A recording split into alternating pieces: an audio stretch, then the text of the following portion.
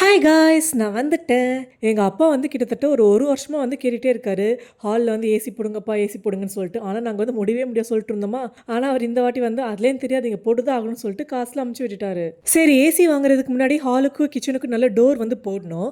நாங்கள் ஆள்லாம் கூட்டிகிட்டு வந்து ஸ்லைட் டோர் தான் கேட்டிருந்தோம். அவங்க வந்து அளவில் எடுத்துகிட்டு போயிட்டு மெட்டீரியல் காஸ்ட், லேபர் காஸ்ட் எல்லாமே சேர்த்து 10,000 ஆகும்னு சொன்னாங்களா. சரி, என்னடா பண்ணலாம்னு யோசிச்சுட்டு இருக்கும் போது தான் இந்த யூடியூபர் ஷாதிக்கண்ணா வீடியோ வந்து என் புருஷ கண்ணில் படிச்சு. அவர் வீடியோ பார்த்து தான் நாங்கள் வந்து இந்த மேக்னெட்டிக் ஸ்க்ரீன் வந்து வாங்கியிருந்தோம். நாங்கள் இந்த ஸ்க்ரீன் ஆர்டர் போடுறதுக்கு முன்னாடி இன்ஸ்டேப் வச்சு எங்களுக்கு என்ன சைஸில் வேணும்னு சொல்லிட்டு பார்த்தோம். நாங்கள் ஆர்டர் பண்ண சைஸ் வந்து 210 × 90 சென்டிமீட்டர். இதோட ப்ரைஸ் வந்து 1000 ருபீஸ் தான். இதை இன்ஸ்டால் பண்ணுறது ரொம்ப ஈஸியாக தான் இருந்துச்சு. அவங்களே யூசர் மேனுவல் வந்து டீட்டெயிலாக கொடுத்துருப்பாங்க.